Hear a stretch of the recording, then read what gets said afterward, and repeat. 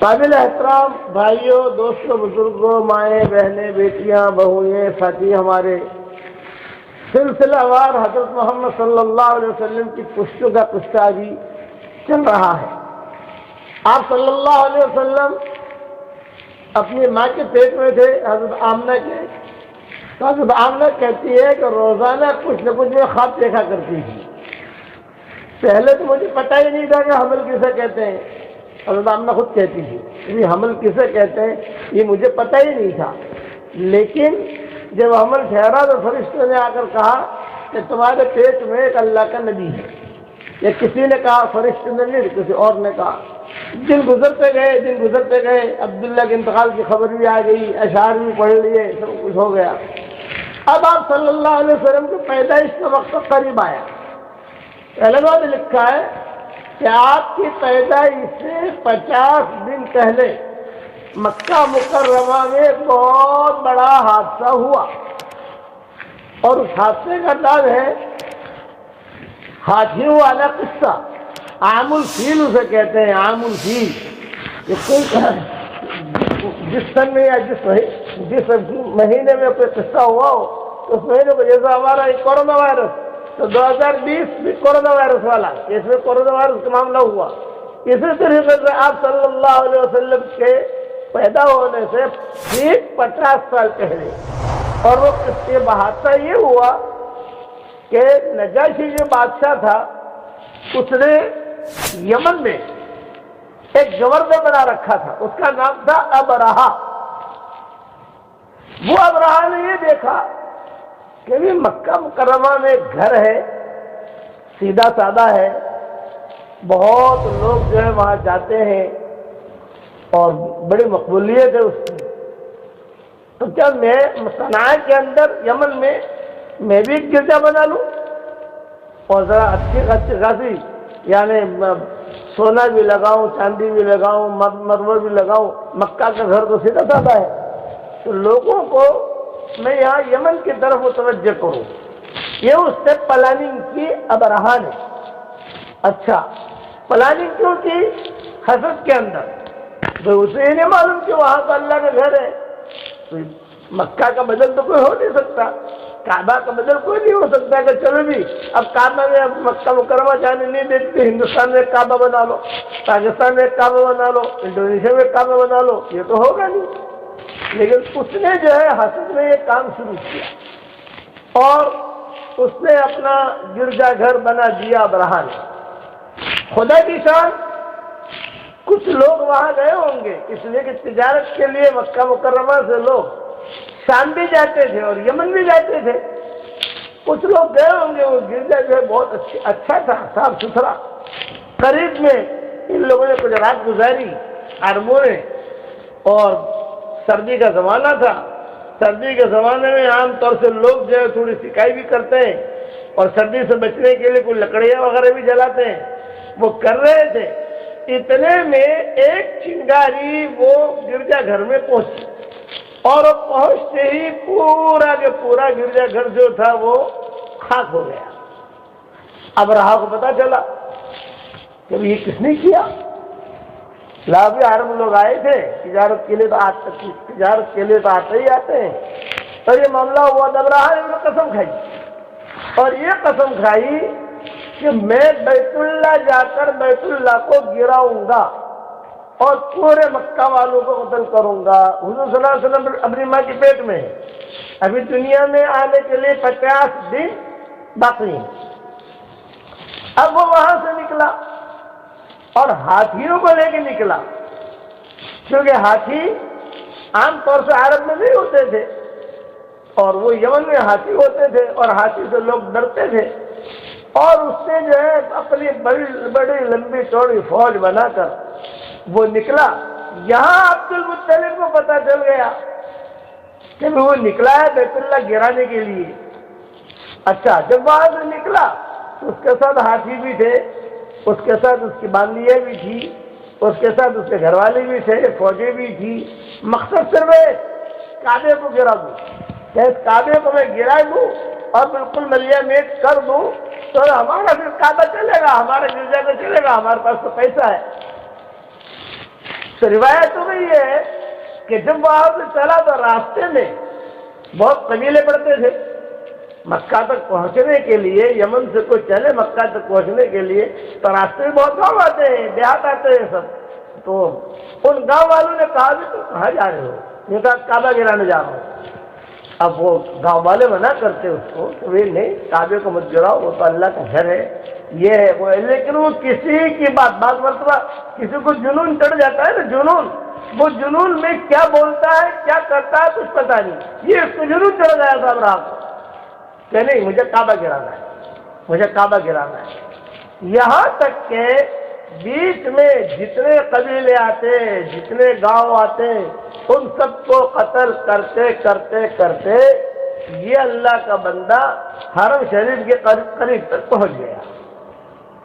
اب یہ حرم شریف کے قریب تک پہنچ گیا تو پہلے زمانے میں ترتیب ہوتی تھی کہ ایک دم سے شہر میں داخل نہیں ہوتے تھے، باہر بارڈر پر ٹھہر جاتے تھے کہ شہر والوں کو بلاتے تھے کہ کوئی صلح ہو جائے کوئی بات ہو جائے.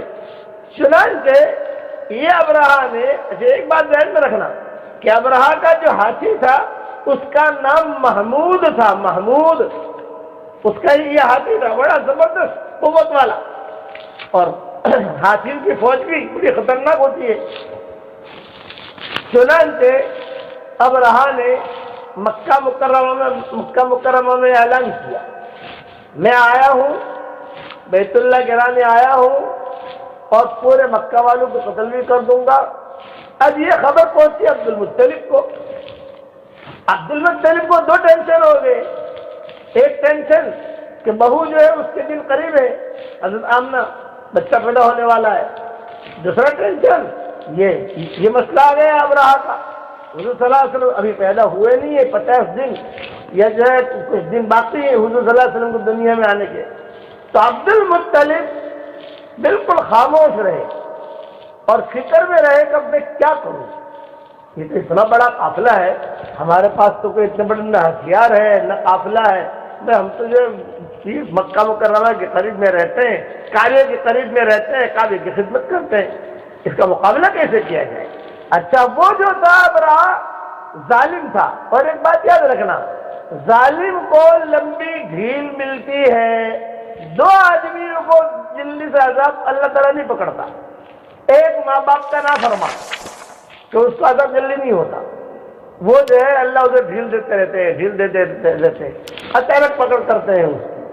اور ایک ظالم، یہ ظالم تھا یہ ابراہ.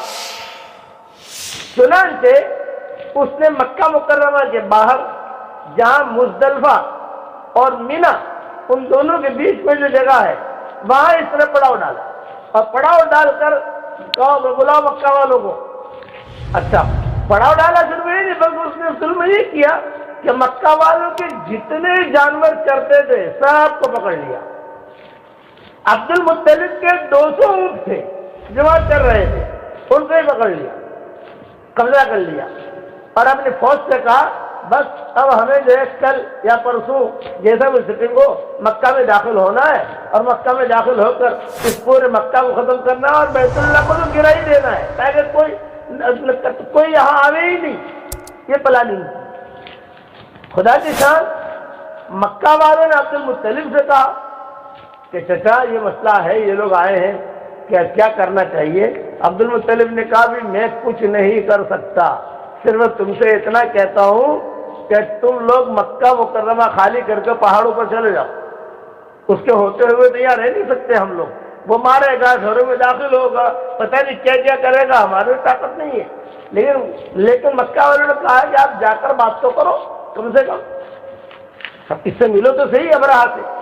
عبد المطلب نے کہا ملنے کا تو فائدہ تو ہے نہیں، اس لیے کہ یہ تو جنون چڑھا ہوا ہے اس کو، اور وہاں سے تیاری کر کے آیا ہے. آخرکار یہ بات طے ہوئی کہ عبد المطلب جو ہے، کتابوں میں یہ بھی لکھا ہے کہ عبد المطلب نے یہ طے کر دیا کہ چلو میں جا کر بات کرتا ہوں. لیکن عبد المطلب کی عادت تھی کہ جب بھی کوئی اہم معاملے میں جاتے تو حضرت آمنہ کو لے کر بیت اللہ میں جاتے اور وہاں جا کر ایک دعا مانگتے، اے اللہ میری اس بہو کے پیٹ میں جو بچہ ہے اس کی طفیل سے دعا مانگتا ہوں میری پریشانی دور کر۔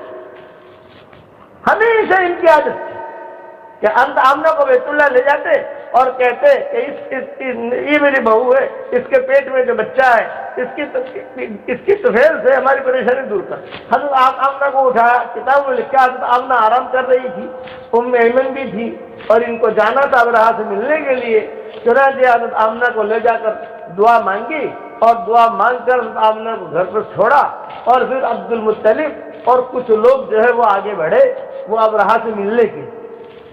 جب ابرہہ سے ملنے کے لیے گئے تو ابرہہ کو اطلاع ملی کہ پورے مکہ کا جو سردار ہے، مکہ کا جو مالک ہے وہ آ رہا ہے۔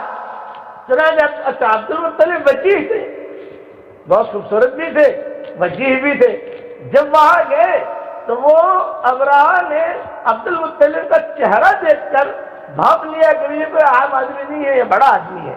وہ خود اپنے تخت سے نیچے اتر گیا اور کھڑا ہو کر استقبال کیا ابرہہ نے، اور خود نیچے اتر گیا۔ اپنے پاس تو بٹھایا نہیں، اس لیے کہ ان کے یہاں شرم آتی ہے، میں تو بادشاہ ہوں، میں تو گورنر ہوں، میرے قریب کوئی غریب آدمی کیسے بیٹھے؟ عبد المطلب بھی نیچے بیٹھے اور یہ جو ابرہہ تھا یہ بھی نیچے بیٹھا۔ پھر پوچھا عبد المطلب نے، بھئی آپ حضرات کیسے آنا ہوا ہے یہاں؟ میں مکہ کا چودھری ہوں، سارے مکہ والے میری بات مانتے ہیں، ہمیں بتاؤ۔ تو انہوں نے کہا ہم آئے ہیں بیت اللہ کو گرانے کے لیے اور یہ پوری فوج ہے، دیکھو۔ تو عبد المطلب نے بالکل اثر نہیں لیا، بالکل اثر نہیں لیا، اور پھر کہا کہ اچھا آپ آئے ہو بیت اللہ کے گرانے کے لیے، لیکن میری 200 اونٹنیاں تو دے دو۔ 200 اونٹنیاں بھی لے لی تھی انہوں نے، 200 اونٹ۔ تو وہ ابرہہ کہنے لگا کہ تم کیسے سردار ہو، بیت اللہ کی حفاظت سے کچھ سوچتے نہیں، اور بیت اللہ ہم گرانے کے لیے آئے ہیں اس کے بارے میں کچھ نہیں، اونٹ کی تمہیں فکر ہے۔ تو عبد المطلب نے بہت ہی اچھا جواب دیا، یوں فرمایا میں اونٹوں کا مالک ہوں، اس لیے میں اپنے اونٹوں کی حفاظت کروں گا، اور گھر کا مالک بیت اللہ کا مالک اللہ ہے، وہ اس کی حفاظت کرے گا، وہ میرے ٹائم مجھے ٹینشن نہیں ہے، وہ اس کی حفاظت کرے گا۔ یہ جب سنا ابرہہ نے تو وہ ایک دم متاثر ہوا، کہہ رہے یعنی یہ تو کہہ رہا ہے کہ بیت اللہ کا ہمیں کوشش کرنی ہو تو اللہ کرے گا۔ چنانچہ ابرہہ نے وہی بیٹھے بیٹھے انگلی کا اشارہ کیا اور اشارہ کر کے کہا یہ کہاں پر جہاں مزدلفہ اور مینا کے بیچ میں جو حاجی گزرتے ہیں، اور وہاں لکھا بھی ہوا ہے کہ یہاں سے گزرو تو جلدی جلدی گزرو، اس لیے کہ یہاں پر عذاب آیا ہے اللہ۔ چنانچہ عبد المطلب نے کہا مجھے تو میرے اونٹ دے دو آپ 200 بس، باقی گھر تو اللہ جانے وہ جانے، ہمارا لک آؤٹ نہیں۔ تو ابرہہ نے کہا بڑا عجیب آدمی ہے۔ خیر اس سمے بیٹھے بیٹھے ابرہہ نے اشارہ کیا 200 اونٹ دے دو۔ عبد المطلب نے 200 اونٹ لیے اور 200 اونٹ لے کر اللہ کے نام پر ذبح کر دیا کہ بھئی اللہ کے نام پر ذبح صدقہ کر دیا، مکہ والوں کو گوشت کھلا دیا۔ اور مکہ والوں کو اب عبد المطلب کو فکر کیا ہوا کہ یہ سارا قافلہ آئے گا اور مکہ میں قتل و غارت کرے گا، پریشانیاں ہوں گی، میری بہو جو ہے یہ بالکل ایام قریب ہے، حضور صلی اللہ علیہ وسلم کی والدہ، میں کیا کروں؟ تو عبد المطلب نے آپ نے سے کہا کہ بیٹا اب جلدی سے جو ہے کپڑے وغیرہ تیار کرو، ہم مکہ چھوڑ دیں گے، ہم کسی جگہ پہاڑوں میں چلے جائیں گے۔ اور عبد المطلب نے سب جگہ مکہ میں، اس زمانے میں اعلان جو ہوتا تھا وہ حرم سے ہوتا تھا، حرم میں جا کر عبد المطلب نے اعلان کر دیا جب وہ مکہ والو مکہ چھوڑ دو، مکہ چھوڑ دو، پہاڑوں پر چلے جاؤ، پہاڑوں پر چلے جاؤ، پہاڑوں پر چلے جاؤ۔ اور پھر بیت اللہ کی طرف آئے عبد المطلب اور آمنہ کو لے کر آئے، اور یہ بہت دعا مانگی روتے روتے، یہ فرمایا اللہ یہ تیرا گھر ہے، ہم تو کمزور ہیں، یہ تو بڑا بادشاہ ہے، اس کے پاس تو پتہ نہیں کتنے ایٹم بم ہیں، کتنے رائفل ہیں، کتنے چاقو ہیں، کہ کیا ہے، ہم تو کچھ نہیں کر سکتے، لیکن تجھ سے بچے کی طفیل سے، جس میری بہو کے پیٹ میں بچہ ہے اس کے طفیل سے تجھ سے دعا مانگتا ہوں کہ تیرے گھر کی تو حفاظت، ہمیں رسوا مت کرنا۔ یہ جو جملہ تھا حضرت آمنہ بہت روئی۔ اچھا ان تو یہ فکر کہ اپنا پیٹ میں بچہ ہے، خدا نہ خواستہ کوئی حالت آئے تو بھاگوں گی کیسے، کسی جگہ جاؤں گی کیسے، اچھا صرف آمنہ حمل سے نہیں تھی، دوسری بھی تھی، لیکن یہاں جو ہم بات کر رہے ہیں حضور صلی اللہ علیہ وسلم کی، وہ کیا ہوگا؟ چنانچہ عبد المطلب نے پورے مکہ والوں کو کہا کہ پہاڑوں پر چلے جاؤ۔ ایک بہت اونچا پہاڑ تھا، وہاں عبد المطلب بھی چلے گئے، حضرت آمنہ کو بھی لے لیا، اور جو ہے یہ ان کی جو برکت تھی وہ ام ایمن، ان کا نام اصل برکت تھا، ام ایمن کہا جاتا تھا ان کو، جو باندھی تھی، ان کو بھی لے لیا۔ اور عبد المطلب جو ہے کہنے لگے مکہ والوں سے کہ دیکھو اللہ تعالیٰ اپنے گھر کی کیسی حفاظت کرتا ہے۔ یہ پوری کی پوری فوج یہ مکہ میں داخل ہو گئی، اور ابرہہ کا جو ہاتھی تھا جس کا نام محمود تھا وہ ٹاپ 1 تھا، یعنی وہ کسی جگہ سے ڈرتا نہیں تھا، وہ اشارہ کرتا تو وہ ہاتھی جو ہے بیت اللہ بھی گرا دے، یہ کرے وہ کرے۔ پوری فوج مکہ مکرمہ میں آ گئی، اور جب مکہ مکرمہ میں آئی تو جدہ سے جو ہے چھوٹی چھوٹی چڑیاں آئی، کتاب میں جدہ کا تذکرہ ہے کہ جدہ سے چھوٹی چھوٹی چڑیاں آئی، ان کے منہ میں بھی چونچ میں بھی ایک پتھر ہوتا تھا چھوٹا چھوٹا، اور ان کے پنجوں میں بھی پتھر ہوتے تھے، انہوں نے جو ہے یہ فوجوں کو مارنا شروع کیا، گولیاں تھی اللہ کی طرف سے۔ روایتوں میں آتا ہے ایک پتھر جو ہے اس کے سر پر پڑتا ہے کسی کے، تو وہ اس کے سر کے اوپر سے نکل کر ہاتھی کے اندر جا کر وہ پتھر جو ہے زمین پر گرتا۔ یہ عبد المطلب دیکھ رہے تھے، حضرت آمنہ دیکھ رہی تھی، کتابوں میں لکھا ہے حضرت آمنہ ڈر رہی تھی کہ دادا عباس کیا ہوگا، عباس کیا ہوگا؟ تو عبد المطلب جو ہے کہتے ہیں کہ بیٹا تم میرے کندھے کے اوپر تم ہاتھ رکھو اور دیکھو اللہ تعالیٰ ان کو کیسے دلیل کر رہا ہے۔ کئی لوگ مر گئے، کئی لوگ، یعنی وہ بس وہ چڑیا نہیں، اسی کو قرآن میں کہا گیا الم تر کیف فعل ربک باصحاب الفیل الم یجعل کیدہم فی تضلیل وارسل علیہم۔ یہ جو آیت نازل ہوئی ہے وہ بعد میں نازل ہوئی، لیکن اللہ تعالیٰ نے قصہ بیان کیا کہ تم نے دیکھا نہیں یہ فیل والے آئے تھے، ہاتھی والے آئے تھے، تو میں نے تمہاری قصے کی تو حفاظت کی۔ اب کتابوں میں یہ لکھا ہے کہ ابرہہ کے جو ساتھی تھے وہ تو کئی مر گئے، لاشیں کی لاشیں، ہاتھی بھی مر گئے، ابرہہ بھی جو ہے وہ تو نہیں مرا، ابرہہ تو زندہ تھا، وہ صنعاء میں جا کر مرا ہوا، لیکن یہ کہ پورا مطاف لاشوں سے بھر ہے، ہاتھی یہ بھی مرے ہوئے پڑے ہیں مطاف کے اندر۔ جب کعبہ گرانے آئے تھے یہ لوگ اس طریقے سے ان کے ساتھ جو عورتیں تھیں وہ بھی مری ہوئی۔ عبد المطلب نے کہا بھی اللہ کا عذاب آ گیا ہے ان پر، لیکن اب ڈر یہ ہے کہ اتنے بڑے بڑے لوگوں کو دفن کیسے کرنا۔ یہ عبد المطلب نے کہا بھائی اتنے بڑے بڑے لوگوں کو دفن کیسے کرنا۔ ابھی باتیں ہو ہی رہی تھی کہ زوردار بارش ہوئی اور ساری لاشوں کو بہا کر لے گئی۔ یہ بچ گیا ابرہہ، اور اللہ نے اس کو بچائے رکھا تاکہ عبرت ہو۔ یہ صنعاء گیا، اور صنعاء جا کر جو ہے وہاں جا کر ایسا بیمار ہوا کہ اس کے انگوٹھا بھی ختم ہو گیا، پاؤں بھی ختم ہو گئے، ٹانگیں بھی ختم ہو گئی، اور وہاں جا کر وہ مرا ابرہہ جو تھا۔ اللہ تعالیٰ نے اپنے گھر کی حفاظت کی، واللہ غالب علی امرہ ولکن اکثر الناس لا یعلمون، اللہ اپنے معاملے پر غالب ہے۔ تو عبد المطلب نے اللہ سے دعا مانگی کہ اللہ یہ سارے کے سارے مر گئے ہیں، اب ان کو دفن تو میں نہیں کر سکتا، سب بڑے لوگ ہیں۔ چنانچہ بارش آئی اور بارش نے جو ہے سب کو جو ہے بہا لے گئی بارش۔ ویسے بھی حرم شریف جو ہے کعبہ وہ نیچے کے حصے میں ہے، جب بھی بارش آتی ہے وہاں بھر جاتا ہے، یعنی اوپری حصے میں نہیں ہے کعبہ، وہ نیچے نیچے، اسے آپ سیڑھیوں سے جاؤ تو سیڑھیوں سے اترتے اترتے اترتے کعبے تک پہنچتے ہو۔ اب جو ہے اچھا خدا کی شان، بعض کتابوں میں بھی لکھا ہے کہ وہ جو کنکر اور پتھر تھے ہر ایک پر اس آدمی کا نام لکھا ہوا تھا، ہر ایک پر گولیاں تھی وہ اللہ کی طرف سے آئی، ہر ایک پر نام لکھا۔ اب کیا عبداللہ کے سر پہ نہیں پڑے گی، اب عبد الرحمان تو اس کے سر پہ نہیں پڑے گی، اور وہ چڑیا آ کر ایسی پتھر کو گولیاں مارتی تھی، اور وہ اسی وقت آدمی جو ہے وہ ڈھیر ہو جاتا تھا، کوئی دیکھنے والا نہیں۔ اب پورا مکہ مکرمہ جو ہے پاک ہوا، لیکن بیماری پھیلی، جیسے کورونا وائرس پھیلی ہے نا، اس لیے کہ اتنے لوگ مرے وہاں، جب اتنے لوگ مرے خیر بہا لے گئی، لیکن جو ہے وہ بیماری پھیلنے کا خطرہ۔ عبد المطلب کو یہ ٹینشن میرے بچے کا کیا ہوگا، اب اس کا بھی حمل کا وقت پورا ہو رہا ہے۔ چنانچہ عبد المطلب نے جو ہے احتیاطی تدابیر کرنے کے لیے مکہ والوں کو کہا، اپنے اعتبار سے بھی مکہ کو صاف کروایا۔ ابرہہ بھی مر گیا اور اس کا ہاتھی جو محمود تھا وہ بھی مر گیا۔ کیا سارے کے سارے بڑے بڑے ہاتھی!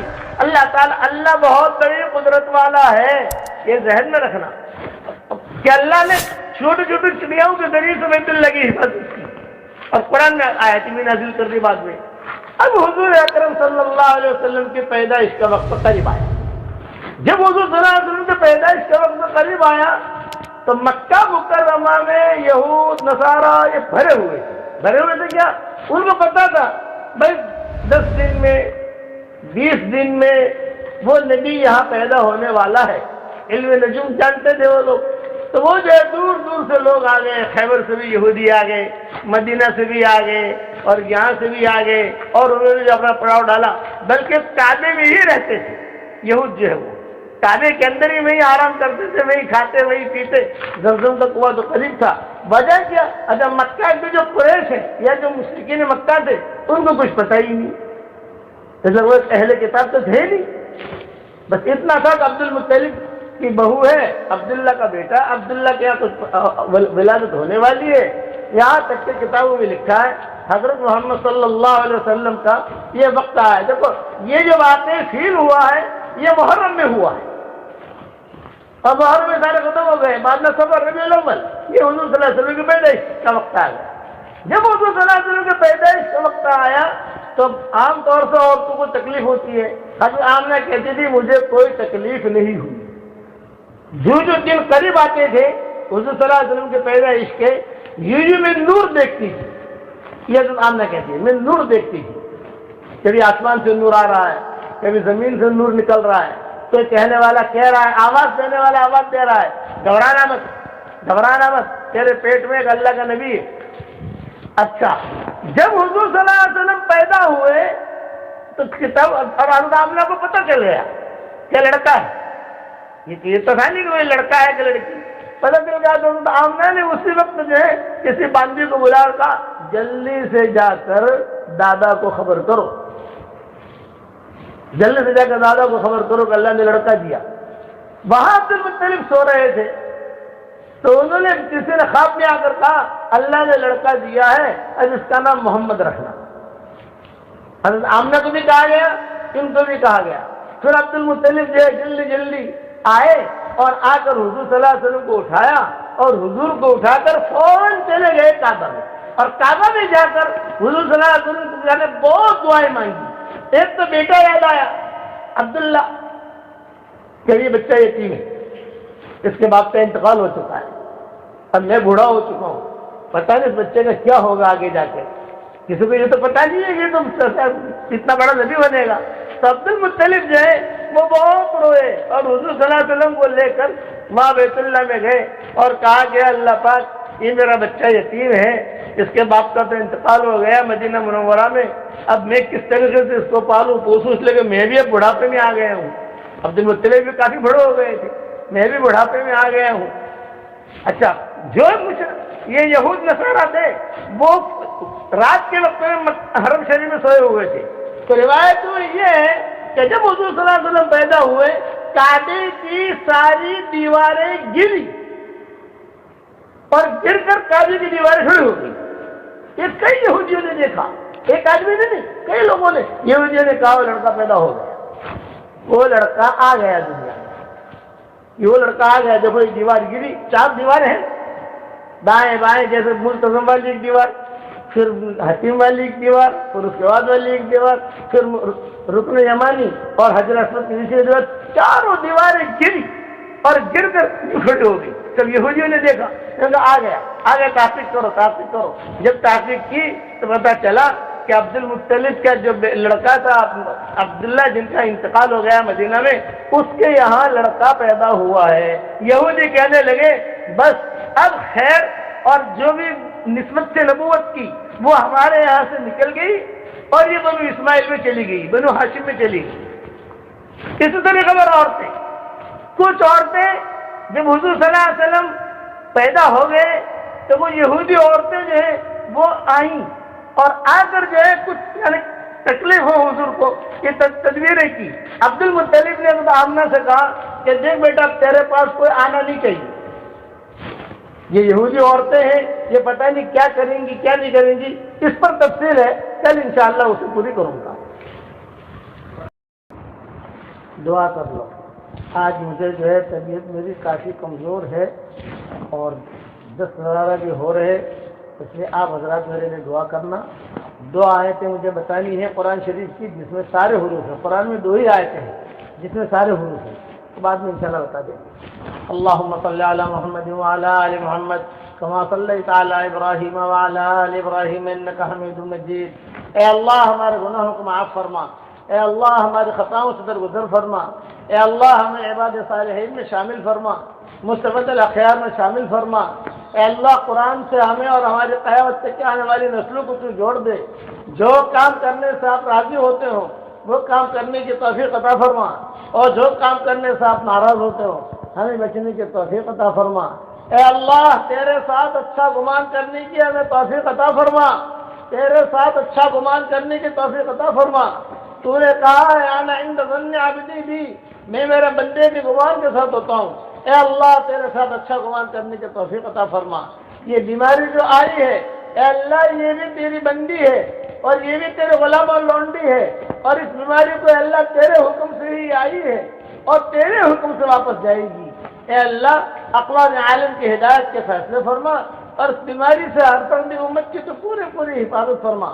حضرت محمد صلی اللہ علیہ وسلم نے جتنی خیر کے لائن کے دعائیں مانگی ہو وہ ہم سب کے لیے مقدر فرما، اور جن شرور سے پانا چاہیے ہو ان شرور سے ہماری حفاظت فرما۔ اے مولا کریم ہماری آنکھیں آپ کو نہیں دیکھ سکتی، آپ کی آنکھ ہر وقت ہمیں دیکھتی ہے، آپ تک ہمیں پہنچنا ہو تو بہت واسطوں کی ضرورت ہے، لیکن آپ کی رحمت کو ہم تک پہنچنا ہو تو کوئی واسطے کی ضرورت نہیں ہے۔ اے اللہ اپنی مغفرت کی چادر میں ڈھانپ لے، رحمت کا عشرہ رخصت ہو گیا، اب مغفرت کا عشرہ چل رہا ہے۔ اے اللہ ایسا بنا دے کہ آج ہماری ماؤں کے پیٹوں سے نکلے ہوں، تیرے نزدیک کوئی مشکل نہیں ہے۔ اے اللہ جس نے بھی ہم سے دعاؤں کے لیے کہا ہو، دعاؤں کے لیے خطوط میں لکھا ہو، جن کا ہم پر کسی قسم کا حق اور احسان ہو، یا جو ہمیں اپنی دعاؤں میں یاد کرتے رہتے ہوں، یا مائیں بہنیں ہمیں اپنی دعاؤں میں یاد کرتی رہتی ہوں، یا اے اللہ کچھ عورتیں کچھ مرد کہنا چاہتے تھے مگر کہہ نہیں پائے، ان کے دل ہی دل میں رہ گئی، اے اللہ ان کی اور ہماری ساری جائز مرادوں کو پوری فرما کر اس میں خیر کی شکلیں اور صورتیں پیدا فرما۔ فضل کرے تو چھٹیاں اور عدل کرے تو لٹیاں۔ اے اللہ اگر آپ فضل کریں گے تو اے اللہ ہم جو ہے چھٹ جائیں گے، اور اگر عدل اور انصاف کریں گے تو اے اللہ ہم تباہ برباد ہو جائیں گے۔ اے مولا کریم ہمارے اس روزوں کو قبول فرما، ہمارے اس رمضان کو قبول فرما، اور اے اللہ دنیا بھر میں جو انسان بیماری میں مبتلا ہو عافیت کے ساتھ ان سب کی بیماری کو دور فرما، اور اپنے فضل و کرم سے ہماری دعاؤں کو قبول فرما۔ سبحان ربنا رب العزت عما یصفون وسلام علی المرسلین والحمد للہ رب العالمین۔